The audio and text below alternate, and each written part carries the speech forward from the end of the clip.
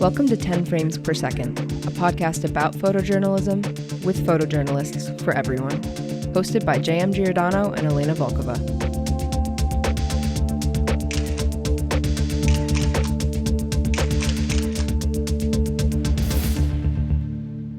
Welcome back to 10 Frames Per Second. We had a couple of weeks break as we get new studios. Things are being set up at the college, had a little summer break, and now we're back. And our first guest back is fantastic. We're keeping this conversation going about the Me Too movement in photojournalism. So we welcome Kainaz Amaria to the podcast. Welcome.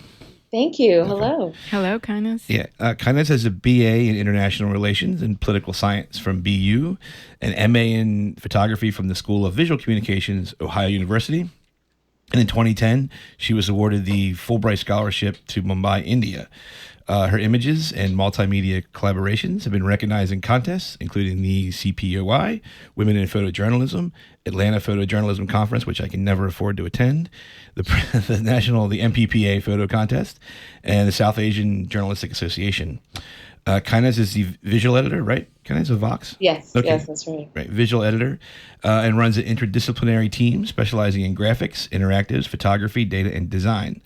Previously, she was an editor on NPR's visual team. Hey, we've had NPR people on here before. It's great. Yeah, before all the desk jobs, she was a freelance photojournalist and is still shooting, according to her. We had a little pre-game interview. And she was based in Mumbai. Her clients included New York Times, Vogue India, and Reuters. Welcome to the show. Thank you so much. Welcome, Cool. Kainaz.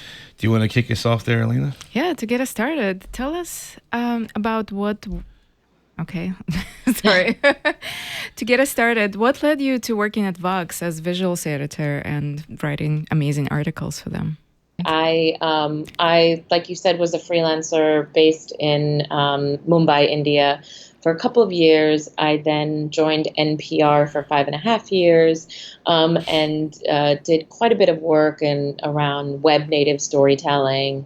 And then I needed to change and to grow. And Vox had never had a picture editor on staff or a photojournalist on staff. And they had been around for 3.5 years and wanted to expand their storytelling.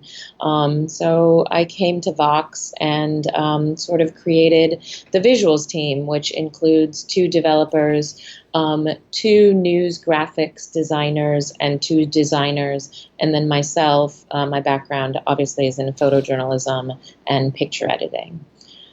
What was the transition like from being a working photojournalist to doing what do you call a desk especially job? the writing and editing part. I mean, that seems like a huge jump. Yeah, it very gradual. I mean, very gradual. I made a lot of mistakes. I was lucky that I had a lot of great people that I worked under.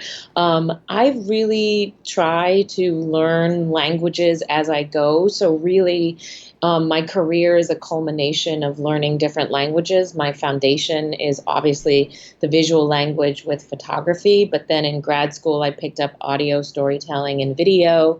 When I was in Mumbai, I obviously had to pick up the business language in the freelance market and, meeting up with editors and getting my name out. When I was at NPR, I joined their multimedia team where they did have a photo blog at the time called The Picture Show. And so I was able to learn how to write for that blog, and I had an editor help me do that. I also, went out into the field with them, but then we also collaborated with graphic designers and data journalists to make like integrated web native storytelling.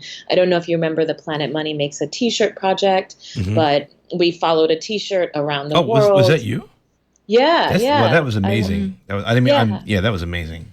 Yeah, so I worked on that. I was one of the videographers that went to Bangladesh, but then also one of the producers. And, that was an intense collaboration with a lot of people. And, of course, Alex Bloomberg, who's one of the best storytellers I ever worked with. And I sort of, oh, man, that that level of collaboration with so many different people that speak so many different languages is really, really exciting for me.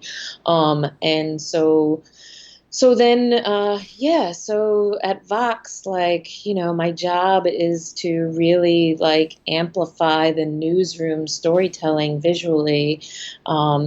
And so it's been gradual. It wasn't like, oh, I decided to put the camera down and become an editor. It was just little opportunities and steps along the way and learning different languages along the way and then trying to put it all together for myself.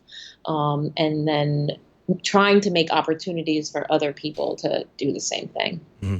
That's amazing. Does Vox have, is there something equivalent to like New York Times Lens or No. the Boston Globe Big Picture? No. I mean, are you going to work on something like that? No, they already exist, which is Okay. great. I feel like the Lens blog is fantastic for what it is. I'm trying to do in establishing Vox's photo program is I'm trying to not section off photography in a corner of the newsroom, but I'm trying to integrate visual storytelling with all of the stories that we do, or at least all of the bigger stories that we do. So that photography isn't, a vertical where this is where we talk about photos. No, it's like we talk about rich visual storytelling across the entire newsroom with all of the stories that we're doing. So when I do, we've done, and I'm still developing the program. I'm still sort of championing for, a budget to get, to be able to hire more. But my philosophy is if a photographer comes to me with work, for instance, Annie Tritt came to me with a fantastic project that she's been working on transgender children around the world. I didn't want to run a story that was about Annie. I wanted to run a story about the issue and the people in the photos that she was making. Mm-hmm. So I paired her with our first person's writer, and we created a story about California acknowledging a third, gender class, and, wrote about Annie's project through the lens of policy and an actual issue. So I'm trying to integrate the visuals into reported pieces and not have the photographer be the story. Because I don't think that's why any of us got into this business. Right. For us to be the story. And sometimes, if I think the Lens blog does a great job at amplifying photographers that are out there, but a lot of times they interview the photographer, and it leaves me asking, what about the people in the photos? Right. Why aren't we talking about the story, in the people in the photos? That's what I want to report out. So there's a reason we don't have a photo blog. Mm-hmm. It's because I think that I'm just trying to think about, pushing storytelling and visual storytelling in different areas. And if those exist already, that's fantastic. Vox doesn't have to recreate that. Mm-hmm. Cool. And we touched briefly on this before. So are you working on anything personally? Any, cause you said why don't you tell our listeners about the balance that we talked about, you were trying to strike between what you do at Vox and your photography? So it's hard. I will be really honest. Creatively, it's been really hard for me to be behind the camera. I've I think 5 years, I get really sort of down about, I don't know. I'm just in a creative, sort of lull personally. And I've also been focused on, trying to write about the things that I'm starting to interrogate in our profession. And so I'm still sort of in the midst of that interrogation. And I haven't been really inspired to work on anything personally. Just if I can comment on from a personal perspective, I struggle with this a lot myself. And it's just for creativity, you need a lot of kind of negative space to make it happen. You need a lot of time to think, and creativity cannot just happen in a vacuum. And if your creative side is overtaken by pressure to do your job well, and I think it's very similar to teaching, and by pressure I don't mean that it's not enjoyable, but it kind of leaves you very little space to be creative and to initiate projects. Yeah, that's true. It's hard to, like, my main responsibility is running the team and making sure I'm creating a safe environment for them to create, making sure that I'm setting them up to succeed. So oftentimes I'm putting my own sort of creativity on the back burner in order for that to happen, which is fine. That's what I signed up for. That's what the job entails. But I also have to, like, I also have to step away. And so sometimes on my off time, I don't necessarily want to be behind the camera because I'm thinking about it all the time. What was an interesting comment you made when we were chatting before we started is that you feel like you have to be behind the camera occasionally because you are responsible for being on top of the kind of the edge of this profession, because you are communicating with photojournalists and hiring them, and you don't want to lose your creative edge, even if you're not seriously involved in any projects, but you still have to have the empathy for people who work for you. Right. I still also need to flex those sort of journalistic muscles. Like, I still think it's important to get out into the field and ask people questions and make pictures and interact with people and work with reporters. And then, so if I have a chance to do that every now and then, it's remarkable being in the field, the instincts that fire inside of me that are dormant. But because I spent like 10,000 hours behind a camera, they're inside. And, I feel like it's important every now and then to get that adrenaline rush to solve those problems in the field. So then I can be a better photo editor as I'm trying to, help another photographer problem solve. I just think that's really important. Mm-hmm. I think I'm a better photo editor. Well, I shouldn't say that, but I would hope that, like, I can serve photographers better when I hire them because I can help them solve problems, or I understand the problems that they're facing in the field. I try to collaborate with photographers when I hire them. So, because I remember being hired and given an assignment and nothing else, and then I file and that's it. There's no collaboration. Mm-hmm. So I try to say, like, hey, here's, I'm hook them up with the reporter. This is the reporter. This is the story. This is the tone. These are the topics. These are the people. As much as I know about the story, I want them to know. And then we talk, I'll be like, I want you to take some risks. I want you to take some chances. I want you to know that this is what the lead photo needs to do. I'll give them different headlines that we have if we've already had some type of conversation about the headlines.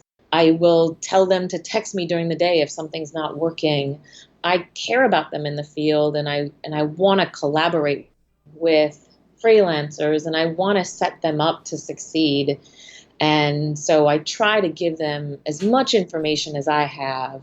And then I want to hear, because I try to hire freelancers that are living in the areas that we're covering. I want to hear from them if they think that this is the right angle, or if they know of somewhere else visually that we need to be that we don't know about. When I'm hiring a photographer, I feel like I'm hiring a journalist to amplify our visual journalism. Mm-hmm. How do they get at you? Via email? Because after this is then we're going to take a super deep dive into your column. We just wanted to get some background stuff. Honestly, like, I will, it depends on where I have the story, how much resources I have, and my timing. Photographers are more than welcome to reach out to me. I'm on Twitter. I'm pretty easy to find. However, like, it's really when I, need someone on a specific assignment, I will then, look on various places, diversity photograph, women photograph, like I'm looking online, I'm asking other picture editors. Where can I find a photographer in Las Vegas for, an assignment on Saturday, stuff like that. Great. Cool. Well, let's take a deep dive into your piece for Vox, Photojournalism Needs to Face its Me Too movement. I thought it was, both of us, I guess, thought it was a fantastic bookend to Kristen Chick's article. We had her on the podcast a few weeks ago, and what she predicted is exactly what's happening. Yeah. It's disappearing. Like, it's hot for a second, and then it goes away. Or, and this is what she said that, this is what, she worried about these any agency.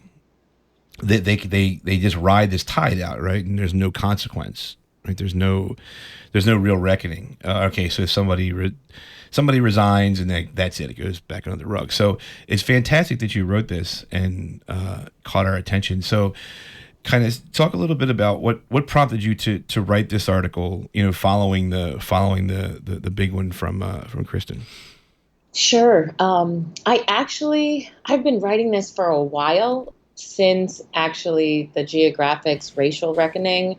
I was trying to write a larger essay about our industry and the origins of our visual language. These are some of the things that I didn't completely understand.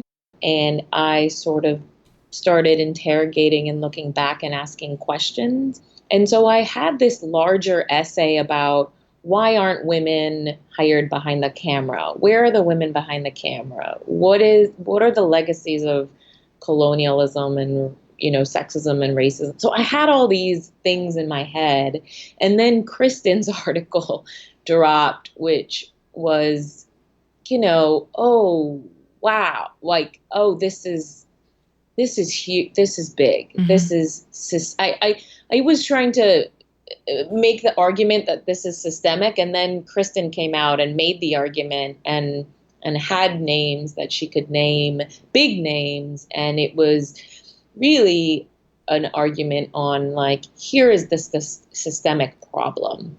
And I suspected that what we were going to do is chastise the bad apples and then go about our business, because it's the systemic institutional stuff that's a lot harder to wrap our heads around. That is a harder conversation, and it's more messy and it's more complicated. Those are often the conversations people want to look away from. Mm. And so after her piece came out, it maybe the conversation lasted a little bit for like a week, but then it really quickly quieted down. And people stopped asking questions about what I felt was way more important than a couple names, but that our institutions weren't actively being part of the conversation and moving it forward. And that's when I felt like, okay, all of this stuff that I've been thinking about, let me try to tailor it in the wake of Kristen's piece and then the response to Kristen's piece after. And I wanted to touch on the way that we have defined photojournalism and how that is born out of a male-dominated industry and how that has a direct impact on the way that the public sees, current events being documented. Mm-hmm. Because that was an arc that I thought that people had been contending with. And that was an arc that I thought would be more interesting to the public as a whole and bring them into the conversation. There's a direct line between our industry being led by men and their decisions and what you see on the front page of your newspaper. And that was an arc that I wanted to sort of spell out, because I'm not sure if we think about it in those terms. Right now we're looking at this, the visuals that you present in your article from Women Photograph. It's the 2017 statistic, men versus women lead photojournalists from major English-speaking newspapers. Major English language newspapers. And these statistics are stark. Something Yes. like 7% of women shoot photographs for Globe and Mail, 21 for Washington Post. That's actually one of the highest numbers. Yeah, 23%. I was really Yeah. surprised by the Guardian's low percentage, because they're a very, for a listener, 8%. yeah, they're a very liberal British newspaper that's been, I mean, on the forefront of a lot of civil rights and social, and to see 8%, that's, and I know, like, Sarah is one of my photo editors there. She's the Observer Sunday magazine editor now. I've shot for her and for the magazine. I thought with people like her in charge, it'd be, I mean, 8% is for the Guardian is horrible. Like, it doesn't surprise me with Wall Street Journal. I mean, it's just a bunch of tech bros and stuff.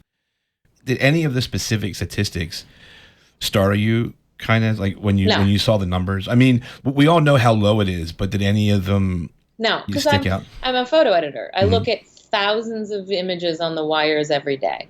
I remember last hurricane season editing for 3 hurricanes back to back for a full week, poring over the wires. And I think out of the 200 images that I published, maybe 10 were made by women. So I'm well aware of this, and I think the aspect of this conversation that's not discussed is the wire agencies, AP, Reuters, AFP, and Getty Images. 86% of, I think, what was it, AP, 86% of its photo staff around the world are men. 80% of the U.S. photo staff for AP are white. For Reuters, out of 600 photo staff, 80% are men. And then Getty didn't give me their numbers. So, why is that? So, we deal with these start statistics when we think about male-dominated versus women-dominated professions. And, I've had conversations with various people from different industries, like, for example, like sound production, right? Radio, why aren't women here? And a lot of times we hear the answer, well, women are just not interested in this field, or, well, there are women-dominated fields and women, just don't go into these professions. What would your response to that be? I think that, I can't swear on this, right? No. I think yeah, you'll be cut. Sorry, John. John was like, cut. I mean, I think that's a ridiculous argument. The argument that, women just don't want to be a part of it is not a good argument. Yeah. Women are not being supported. They are not being picked as let me mentor you. They're not seen. They don't see leaders in their newsroom. I mean, if anything, what this makes me aware of is we need to champion more visual journalists to become leaders inside of organizations to then champion, other channels for photojournalists. Like, I think if you take a macro look at journalism, because I think a lot of people say, oh, hey, there are a lot of photo editors that are women in this industry, so women are part of the problem, which, yes, you can make that argument. However, there aren't a lot of women that are on the masthead of major publications and or leading these papers or these sort of legacy organizations. So the photo department doesn't necessarily have as big of a say inside that newsroom. So you could have a woman that's running a photo department inside of a newsroom. But if a lot of the priorities are set by men in other areas of the newsroom, then you don't have the type of power that we think they have, right? And so I'm getting a little bit in the weeds here, but I'm trying to make an argument that we need more people to go into news organizations and champion visual storytelling, and then be a conduit to have an inclusive, diverse staff around that visual storytelling. There are many people interested in being a part of this, but they have been given an indication that they are not welcome.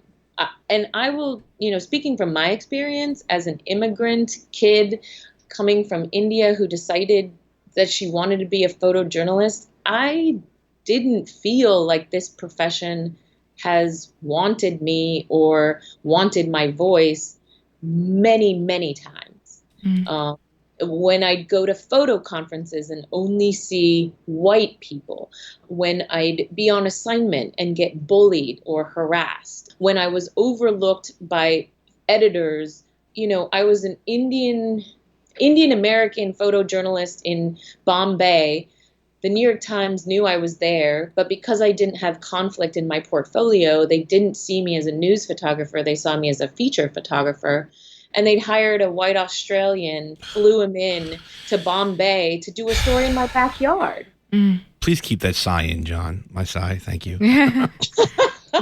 But honestly, that assignment shouldn't have gone to me. It should have gone to a native photographer in India. Yeah. I'm not even, but I have not felt like this industry has been receptive to even myself. And I come, and I've had a lot of luck and have had privilege to go to university and privilege to be able to pay for the workshops that I attended, privilege to spend 2 years to get my master's in visual communication. These are all things that a lot of other photographers they don't have access to. And privilege isn't something that we discuss. I can't tell you how many times I sat at photo talks with photographers sitting on stage talking about how, they got their first camera when they were 7 and their father knew the National Geographic editor. And then by the time they were 16, they were on the cover. Yeah. It's like, oh, that's great for you. Right. We've sort of... But that's the whole industry, though, isn't it? I mean, that's a media-wide problem on top of the sexism and the the racism of not hiring POC. It's also who in the industry. Yes. For anyone to break into that, and I think, women editors, they're human. I think they're going to be just as just as broy with people they know than anybody else would. There's what I mean. They shouldn't be excluded, and I think, because I know I feel that, and I talk to my students about that, and it is privilege. It's white privilege. So many photographers who even came to speak to us acknowledge the fact that you have to make connections and to be a hustler and always be on the edge in terms of meeting people and pitching, which overtakes 85% of what this profession is about, and creativity is almost secondary to this, and how good your work is. Like, what's the good if it's never gonna get discovered because you don't know the right people, or you don't have that type of personality that can take you out there and make you kind of everybody's friend. Yeah, and then we have to understand that photographers became good because they knew people that told them they were good. Right. That's a good point. It wasn't that they were born with some talent that no one else could get. Yeah. You know what I mean? But we were sort of ingrained with oh my gosh, this person has a raw talent. And then because of that, they have just become great. And it was no, they had an entire support system that supported them in making them great. Right? Right. Mm-hmm.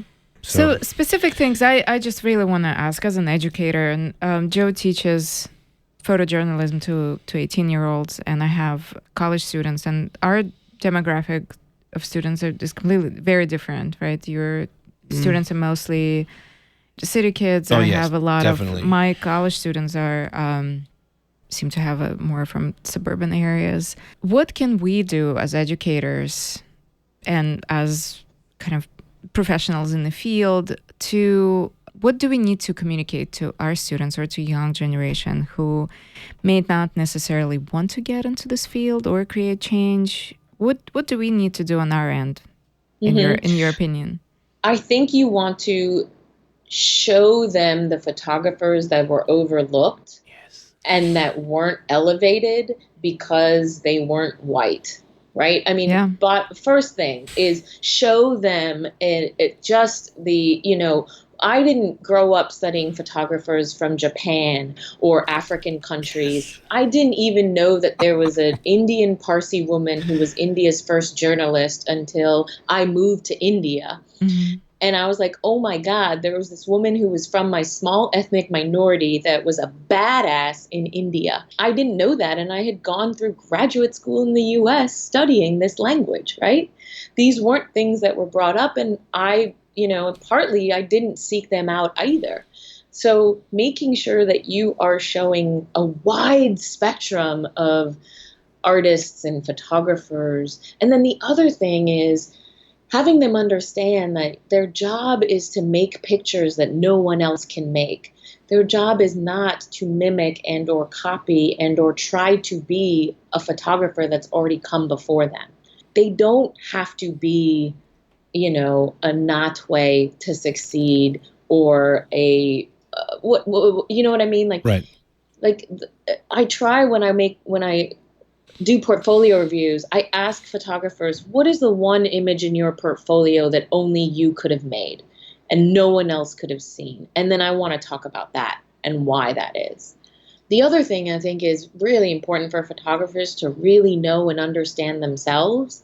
That's probably a hard thing to do when you're 18 or, but the more that I have interrogated my own identity and history and family history, the better photographer I've become, the more that I understand the history of this country and the world and policies and, injustices, the better photographer I've become. So the better informed you can be about understanding our society and the way that we've constructed our society, the better you can understand what you need to communicate to an audience. Mm-hmm. Yeah, I mean, Elena, I was over here cheering because that's kind of exactly what I do in my classes. Is I've kind of upended photo history where I told them old beardy white men are going to take a break for a minute. And there are, we talk about Nellie Bly and Ida B, and we do a unit on Japanese photography. Yes. Moriyama, which unfortunately is very male dominated. Yeah, I was just going to say that. No. It is. I mean, the Japanese genre. Yeah. I had an issue with. It is. Yeah. It is. I mean, if you look at all of like Iraqi's work and stuff, I mean, it's bound up women, which I can't show. But that's an interesting conundrum for me because when, like, for instance, I have a Cici. She's a Latinx. Her family's from Mexico. So we're doing today, actually, we're doing a whole unit starting with Manuel Alvarez Bravo going up to Susan Mizales and covering conflict. Mm-hmm. And we're going to look at Graciela Iturbide in between. Mm-hmm. And Cici was like, she couldn't believe it. So I agree. I think that teachers need to get out of their bubbles and get out of the textbooks and show more of the world of photography. One unit we do is what I call the colonial gaze, where I look at Don McCullen's work on the continent of Africa versus South African photographers who were there. Malik Sabide is one of them, and let the students see the difference between this white English guy coming over and here's more of the Maasai with their shields, and this very colonial exploitive gaze versus someone who's a photographer of color who lives in South Africa and people in suits and people in dresses and things like that, and the kids don't get to see that. So you're right on with that. Yeah, man, I had this whole section in the piece about the colonial gaze and the origins of life and National Geographic, but it just didn't fit, and so we had to cut it. But there is another essay inside of me talking about this, because I still think we haven't talked about this enough. Right, right. You talk a little bit about what prompted you to get into this profession and inspired you to become photojournalist. It's the Inferno book. Yeah. And there's this really interesting dichotomy between being dictated this colonial, white male-dominated view of the world, which inspired you, an Indian-born female photographer, to get into this field. Talk a little bit about this sort of a conflict, maybe a personal conflict. How do you try to maybe reconcile, or what are your thoughts on that? Well, there was a lot of therapy that went involved in that, in understanding that. I think that I bought what we were selling hook, line, and sinker. I bought the bearing witness. I bought the voice to the voiceless. I said, yes, like this seems really like a profession that's, noble and I want to be a part of this. Like I really looked at Natwe as, and I don't want to just single him out, but the type of work as bearing witness and I slowly started sort of interrogating that. What are we actually doing? I think my time in India was very pivotal in that sense, because that was when it really hit me, is I got the sense that American, or I should say Western journalism, wanted me to see only the violence and poverty and disaster in India. And if I saw anything else, it wasn't valuable as journalism. That's when I started really interrogating what it was that just our values and the fabric and what we're teaching, and going back into grad school and how we'd go into poor countries because we had or poor counties because we had access to them. But who were we actually holding accountable? I went through my own sort of reckoning with my own career and looked at the harm that maybe I had caused in not understanding this or thinking about this more, thinking about it more. And so there is, yes, that's why I put myself in that moment in the essay, because I wanted people to understand I am part of this. I am culpable. I've gone through this myself. I held Natwe's work up on a pedestal, as a lot of people did, and I wanted to understand the repercussions of that, and the repercussions for the public, right? Not just our own industry, but how does that affect the public and our historic record, right? Well, that's like, my view of India has always been through the eyes of white National Geographic male photographers. Sure. Right. Or McCullen, with his Indian book. And that, I think that I don't know how to change that. I was very distressed when I saw McCurry, I think, was the one accused of manipulating pictures. Yeah. Yeah. Yeah. And nothing happened. And I was like, okay, if a guy like that, nothing is going to happen, then I don't know what to do. I'm at a loss. And other than not just having, native photographers shoot their own issues. Are we getting to a point where, and I asked my students this, we were discussing before the podcast, I interviewed my students last week.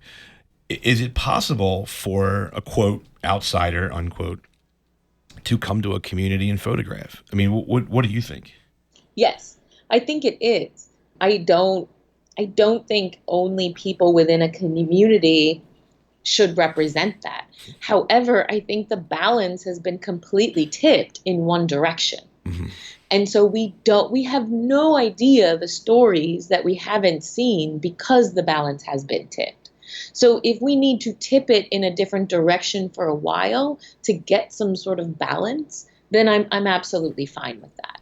You know what I mean? Mm-hmm. Like, I don't think that what everyone is saying is, unless you are, Indian, you can't make photos in India. We're not saying that. However, the stories that are being told are largely produced by Western photographers living in these countries, and the stories are not touched by any native people in those countries apart from who's being quoted. Right. Mm-hmm. That's an imbalance, and that needs to be checked. And it needs to be checked on every level of journalism, not just in the photo department. And I think that's what we're asking for, is like, let's tip the scales here and let's work really hard to tip them to get some sort of equilibrium, because we're nowhere near that. Right, of course. In your opinion, other subjects that are better suited for women photographers, maybe domestic violence or things like that? No, I mean, I don't, I feel like if, I think there are some assignments that, look, women just can't get. I remember my colleague in grad school did an assignment from the National Geographic where he went and photographed at a monastery where women were shunned. So women you couldn't give that assignment to a woman, right? Interesting. And I know that there are obviously assignments that women can do if they can get better access, maybe because they have they have their own relationships with certain issues that allows them to be more vulnerable and give more of themselves. But I think anyone, if they understand and if they've been read up and they know the issue, anyone can really cover anything. It's just how. But can they? I mean, is it? Yeah, because I tell you right now, my students 100% disagree with you. Yeah, they really think like one student who's queer. She's like, I don't want a cis male shooting my community. I don't think they would know what the hell they're talking about, or how to portray it in a light that's other than an outsider. Right. But yeah, I don't know. Well, but also, like, is it because she hasn't seen enough? She hasn't seen that portrayal enough. I don't know. I mean, interesting point. But is it all the work that I've done? I'm a Parsi Indian American. All the work that I've done in the U.S. has not been of my community. Right. Should I not have been behind the camera? Right. At that football game or on the Hill or covering a campaign? Right. And I wonder, Joe, is it perhaps because we need to make sure we have a deeper understanding of the profession and people behind it, and we can't generalize saying, well, this male photographer can't deliver the subject or female photographer is not suited. I wonder if by adopting that standpoint, we're kind of pigeonholing and generalizing unfairly. It's just what we're trying to do with women and level the plane and make sure that everybody has access to every subject. Now we're doing the opposite. You know what I mean? Like we're saying, well, straight photographers can't, cover queer community. That's just an And does that mean if a queer photographer can't cover any cisgender person? Yeah. Right. No, I know this was a good conversation. And I think part of it kind of you were right. I mean, they haven't had the experience yet to really see everything, So they're coming at it from, we don't want someone coming in, or JJ is coming at it with she doesn't want someone coming in. But sure. if she goes into photojournalism, I mean, I think the more experience she gets, like you said, then the more she'll see that it's just not possible to do that. People are taking millions of pictures every day that aren't, like aren't in secular communities, and it's just not. But I do think though, on the flip side of that, I do think there's a space to stop sending macho white dudes into foreign situations. I do think there is an argument for that to be stopped. I absolutely agree. And we had a pretty famous Eros Hoagland was one of our first guests. His father was killed in Nicaragua. He was one of the original male photojournalists down in South America, and he admitted it. I mean, I pushed him to admit that it's just this macho adrenaline rush. Yep. And it was amazing, and he said that he's very articulate about it. Yeah, he was, and he said if there's and I have honestly I've never heard it from any other photographer, or especially male photographer. He just admitted that the reason you go into a war zone to cover conflict, I mean, yes, it's photojournalistic ethics, and you want to cover a story, but the adrenaline that you get being in a war zone is uncomparable with any other sense that daily life can bring you. Which that was an interesting. That was an interesting, and I urge our listeners to take a listen. I approached him because I saw this video called Witness, which is it was a great series. It was on HBO. He made this remark about photojournalism not mattering, and my initial remark is no. White guys flying into Syria, photojournalism might not matter. Like if these dudes that fly around the world would take a city like Detroit or Baltimore or Chicago. This is why I don't really leave Baltimore. I primarily shoot here for other publications, but I live here. I live in the city. Imagine, the good that they can expose. No one's going to look at your Hoagland pictures of Syria and say, oh, well, we should really change it. No, he's just another dude flying around the world to get off on shooting in a war zone. Yeah, and unfortunately, that's what we've defined photojournalism to be. Mm-hmm. And so I think we need to really broaden our definition of this word, because for the longest time, this is how we've defined it. That's a problem. Right. And that was the subject of another essay, Jörg Kohlberg's follow-up. Just real quick, I wanted to ask you, so it's not really ennui, but has kind of the general indifference, I'll say general indifference to the Me Too movement in photojournalism, is it because there hasn't been like a Les Moonves or a Weinstein yet? I mean, Kratvil is he's pretty big, but I was talking to a Magnum photographer who came to Baltimore for the New York Times. He's a war zone guy, and he was here shooting for the New York Times Magazine because apparently we're a war zone. But anyway, we got to hang out, and he was actually very candid. We talked about Kristen's piece. I wanted to make sure that he had read it, and he did. And he was concerned that there hasn't been a big enough fish yet to really have the people in the industry go, whoa. You know what I mean? Like the head, one of the heads of Magnum or something like that. I mean, what do you think of that? That's a really sad statement. Yeah. I mean, he was, because when he read the piece, obviously, and he was like, the bosses in the industry knew about Kratvil, who apparently is dying. He said he's like on death's door or something. Like he lost his legs of diabetes. So he said that he's like, man, I heard about this, and I'm like, I really hope, that they, that somebody in these it was someone big, and it wasn't, and it seems to be like what he said and what Kristen said. It seems to be it just disappears after a week, right? I mean, Seven stonewalled everybody. They won't comment other than that ludicrous statement that they sent out, right? That generic. Well, we're looking. Yeah. So, I mean, do you think? I mean, does it have to be like? I'm just curious to know when that real game changing moment is where publications like the New York Times are going to come out and say, "Well, we're not going to use Magnum anymore because of this." And you know what I mean? Like, there hasn't been a statement from any publications that use it. I mean, not even from the New York Times Magazine, whose editor is a woman. Because right. I just don't think that he was a big enough fish to have editors running scared saying, whoa, we can't use 7 anymore until you guys really sort this out. But can I just comment on that? Because there aren't any consequences. I don't think the public is upset enough about this. That's my personal take on it, because I hear comments, even from my friends, comments like, oh, it's so sad that Louis C.K.'s career got destroyed because of Me Too movement. Like until the public changes, and I don't think we're there yet, we are not going to hold New York Times accountable. And so there's no pressure from anybody. That's my personal take. That's what I mean. There's no...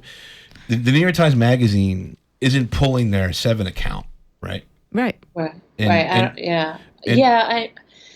a lot to unpack there. I mean, one thing that's sort of why I, wanted to make the argument that this sort of institutional structure impacts the public. And the more that we can let the public know that this impacts them just as much as it impacts them broadly in journalism, in film, in medicine, like the public should understand that if there's a gender disparity and racial disparity in photojournalism that is actively, keeping women and people of color from being behind the camera, it is going to impact the news that you consume, which is why it's so important. It's going to impact the way these stories are framed, which is why it's so important. And so people are starting to talk, to sort of push back on the New York Times, the way they frame stories, the way people look at stories from Ferguson or even Baltimore, when they call certain things riots and not uprisings. Like, people are starting to push back with the language that we're Right. using in journalism, that we're used to using, and saying, hey, this is framed, unfairly. Right. Maybe you need to take a look at that. So part of this is we have to have the conversation in public and allow the public to be a part of the conversation. Right. We've only had these conversations. Actually, we haven't even had the courage to have these conversations amongst ourselves, Right. let alone in public. So part of it is like, and that's partly why I decided to write. I'm not a writer. I'm not like skilled at writing, but I felt like it was important to push this conversation out into the public and let them know this affects what you get on the front page. Right. Like, those images coming out of the Senate hearings every single time are very telling. Look at the gender imbalance of the press corps. You can see it every time there's a Senate hearing. Keep putting that out into the public. You know what I mean? And then maybe when there is a position open, the New York Times, or they'll be like, oh, well, we should really think about, like, getting a person of color or a woman, or, to sort of change the imbalance. Well, I know one, I looked at that photo and I know one of the women photographers who, in my opinion, for every 5 of those guys clustered around that desk, they're worth, one Gabriella Demnick. Yeah. And, she's really single-handedly trying to flip that narrative of the White House press corps. Her, like Sarah Wasson, I think, is another one, voice, and she's a Washington Post staff photographer. But there, Gabriella is like single-handedly like cranking out these amazing photos where all these guys are just taking this mundane of the same subject. I mean, she had this great photo of Trump getting on the plane. I don't know if you saw it about a week ago, and it's just his silhouette. It's black and white. It's his silhouette, and the wing of the plane is completely dark. It's just a study in shadows, right? She was taking the same picture that these other goofballs were taking, but her eye is so great. But it was in The Economist. It was in Time. She shoots for Time. She did the Time magazine Parkland shootings. Yes. She's one of our. By the way, I have 2 holy grails on the show. One is Lindsay Addario, which we're done. We're going to be done. When we talk to her, we're done. And Gabriella, our problem is that they're working photojournalists, so getting them to sit for more than 5 minutes is really hard. Sure. But she's trying to flip that narrative where it's just a bunch of bros shooting politicians, because most of them suck. They're guys that just get all, again. It's not the war zone, but it's another way to. I don't know. Sorry, I'm done ranting. No, but the Washington Press Corps, I mean, even like, the Washington Photographers Association is male heavy. It's white male heavy. I've been to the galas or whatever, and it just doesn't feel. I've covered the White House. It felt horrible, frankly. It's very stressful and really intimidating, and there's a few great guys that really sort of look out for you, but for the most part, it's a very macho culture. Yeah. I had a question in terms of women professionals working in the field, and we had, I think it was Kristen's comment or about how women are afraid to speak out because they're afraid for their own job, right? They're afraid that voicing concerns is going to backfire on them, and they're either going to lose freelance opportunities or they're going to be affected on their workplace. What is the solution in your opinion? It shouldn't be on them to do this work alone. Mm-hmm. I don't think it's fair. We've created this economy, this freelance economy, and now we're asking the most vulnerable in that economy to do the hardest work. That is really unfair. And partly I'm really disappointed by the leaders or the people with power in our industry who haven't spoken out, who haven't written about it, who haven't held Seven accountable for the fact that there have been other allegations towards other members that they're not investigating and or commenting on. I mean, that's a problem, right? Like, it's one thing for Kratoval, who's 70, to be able to resign quietly. It's another thing to not address that there were other allegations towards other members members we don't know about, and allegations that we don't see that they're taking seriously. Why haven't people in our industry that have been leaders that have some power, whose careers aren't threatened if they do speak out and be critical, why haven't they said anything? Yeah, I mean, it's kind of like the Hollywood thing, right? I mean, there was a piece I saw. So Olivia Munn spoke out against. She was in the new Predator movie. Just quick, I know we're going to wrap up soon. In the new Predator film, she was in a scene with a registered sex offender and didn't know it, and the director knew it. There's a whole deep story behind it. I recommend people just look at it. I wasn't have time to go into it. But she came out about 2 days ago and said, all of a sudden her offers have dried up. Yeah. In like a week. Right. And I think, and this is where maybe, no, I don't want to say the onus. It's too harsh a word. But columnists like, you and Kristen, I mean, if you kept on the New York Times magazine's photo editor, or because you guys have a fantastic voice. I mean, this is the first, in my opinion, this is the first pebble in the water. Mm-hmm. And these ripples are starting to happen. But the only way to get to 7 in Magnum is the old-fashioned way, and that's hit him in the pocketbook. I mean, once the wallet, once the New York Times magazine or someone that high up, right, Time says, you know what, 7, we're done with you guys to get your stuff together, Right. and we want to see proof of it. Yeah. 7 is going to be like, whoa, we have to support. Hey, I don't want to hear it, 7. I want you to get your stuff together, get your house in order, and then come back to us. And I think you guys are the harbingers, the voices of this. That because if they're publicly humiliated in the New York Times, if they columnists keep getting on them, they're going to have to respond at some point. But right now, like Kristen said in her interview, it's just like, okay, he's gone. Next, That's right. it quietly, because there's no constant barrage. I mean, props to Ronan Farrell. Yeah. I mean, this is what he's doing. He's like, I'm not letting up on these guys. I'm going to keep doing this every single day of his life.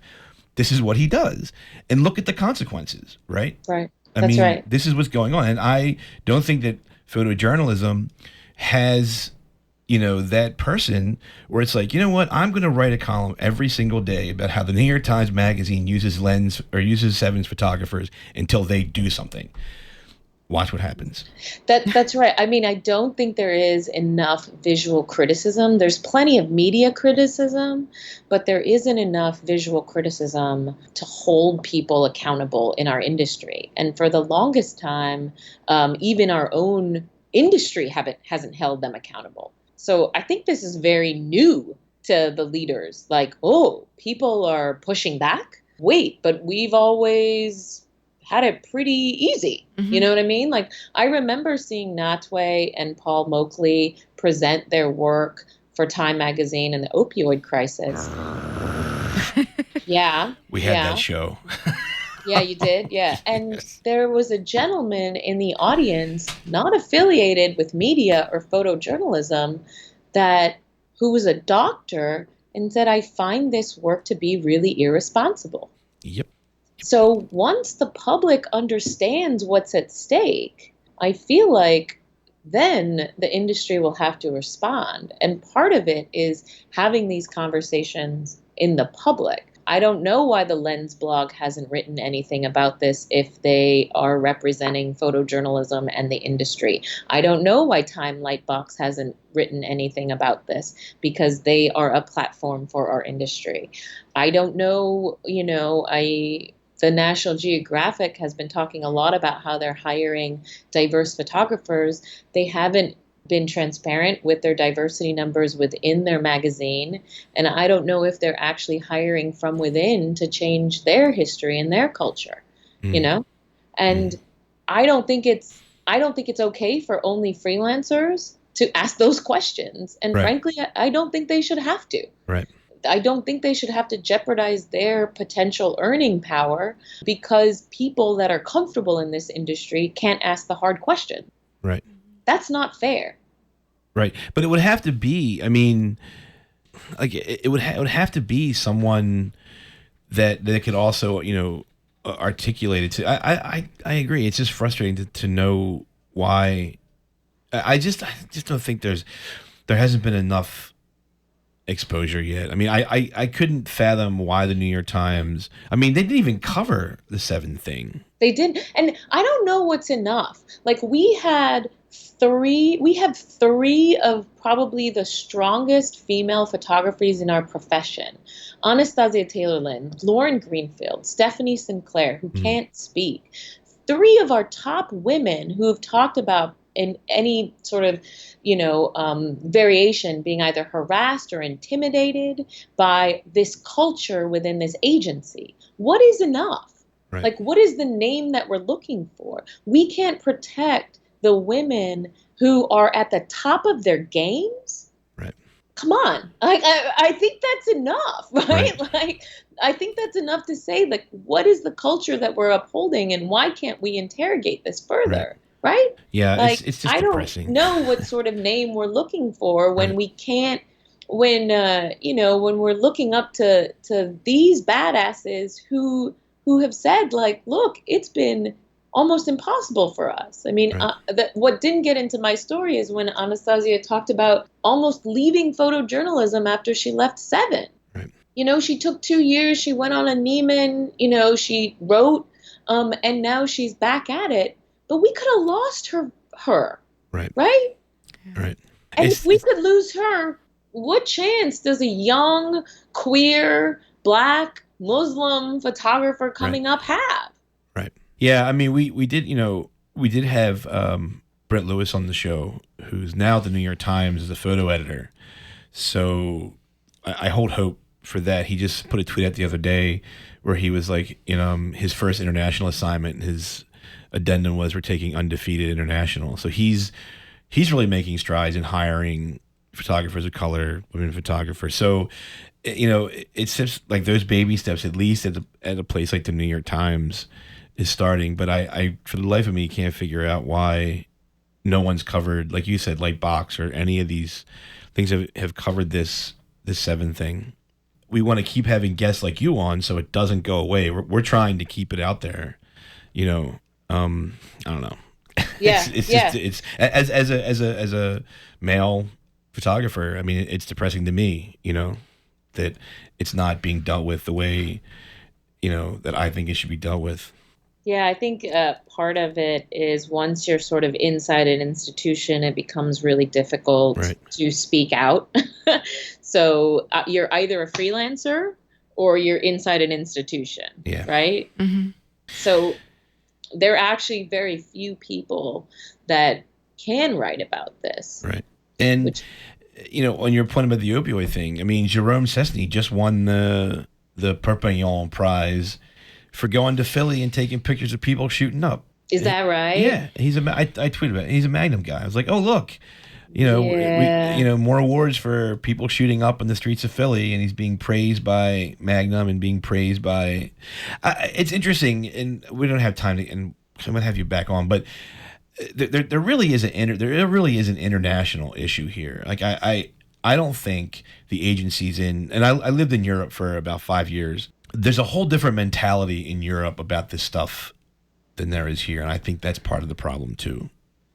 Sure, yeah. These Philly shots that Cessny did were just people passed out on a table, and it was all over the French press and all over. Oh, he's hailed as he's going into this society in Philly to take these pictures, and it's just John. I can't swear on the air. Anyway, sorry. I do, and I think it's I think the more that we have these conversations, that's part of how the Me Too started with Weinstein, but it's gone global, right? It's gone international. Right. And so I think that we can have these conversations about representation and the ethics around it and then spread it, right? So if it starts here and it spreads, that's fine. And if it takes a while, that's fine. We just have to keep, we have to keep ourselves accountable. Right. We're journalists. This is what we do to other industries, to other people. Right. We should do it for ourselves as well. Right. Well, I'll reach out to Seven, and they're not going to respond, but I'll publicly reach out to them and see if they want to come on Well, yeah, their women photographers are having an exhibition at Photoville deconstructing masculinity, which has a beautiful ironic tinge to it. Yeah. I know, right? You should really get them on. I'd love to. Yeah, hear I'd love to. I wish I had the money to go to Photoville. Right, that's true. To go up there, and it's a New York thing. But anyway, yeah, exactly. Well, cool. We're gonna wrap it up with our Elena's rapid fire questions we have. Yeah, and Kainaz, thank you so much for the work you do, and your voice is so important. And we hope you continue speaking out. We have 3 rapid fire questions for you, and they are, you can just give us short answers or long answers. Okay. Photography is primarily a tool for communication. When I look at an image, I look for connection. Photographer is responsible for holding ourselves accountable. Okay, thank you. And is there any kind of any Instagram account you want to, any photographers you think our listeners should? Oh man, I got off of Instagram for a bit. I just needed a break. Okay, or what are you reading? I mean, it doesn't have to be photography. I am reading Pachenko right now, which is a great book about Korean family that sort of fled Korea to Japan. A few books. Oh, I read The Warmth of Other Suns by Isabella Wilkerson about the Great Migration, which is incredible. And I read Bad Blood recently about Theranos and the Silicon Valley, and that was absolutely a riveting investigative journalism book. So, what about Elena? Am I allowed to ask? Oh, geez, I had to stop reading books that make me upset. Yeah. I'm reading. By reading, I mean listening. I do audiobooks. Yeah, that sounds good. Yeah, I'm reading some John Dewey art theory. Sorry, nothing exciting for the rest of the world. No, it is for somebody. No, I just finished, speaking of the masculine thing, I just finished Finbar O'Reilly's book, Shooting Ghosts. Oh, is it good? Yes, it's very good. And I think every photojournalist, regardless of gender, should read it, because it becomes, it's a trick, right? It starts off being your regular, hey, I'm a bro shooting, and it becomes this self-aware, self-reflective piece on, why do I do this? Why am I here? Is it because I'm a male? Is it because I couldn't put it down. And he wrote it with a staff sergeant, or not staff sergeant, gunnery sergeant in the Marines who he met.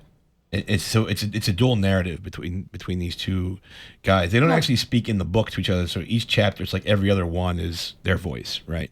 It's about dealing with PTSD, and I think if you're a photojournalist, you should definitely read it. I was really impressed by it. I went into it, I was bored, and I was like, okay, I'll give it a shot. My wife gets books. She's a photo archivist, so she gets tons of books for the library. Wow. Yeah, and she gave it to me. It's been on my bookshelf for a year because I was just like, I don't feel like reading about this.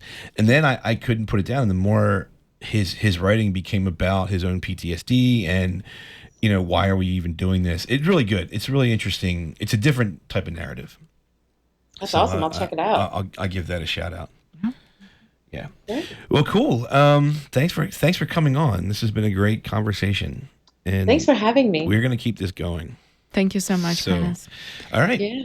All right. Take care. Okay, and hang on.